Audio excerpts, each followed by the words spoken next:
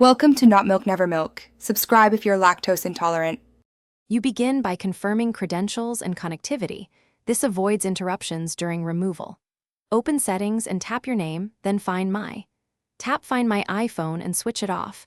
You will be asked for your Apple ID password. Enter it to disable activation lock.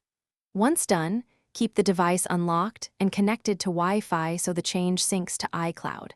Make sure battery is adequate to prevent forced shutdown mid-process. This first step removes the local setting that ties the device to your account.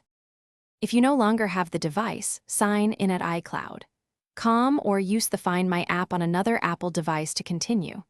Once signed in, open Find iPhone or Devices, locate the device, and choose Erase Device if data must be wiped.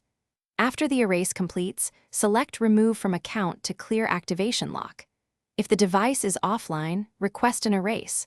Once it connects, it will complete and then allow removal. Make sure you intentionally choose Remove only after erase finishes to avoid relocking.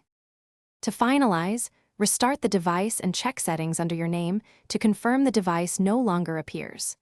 If you intend to use a different Apple ID, sign out of iCloud and sign back in with the new account.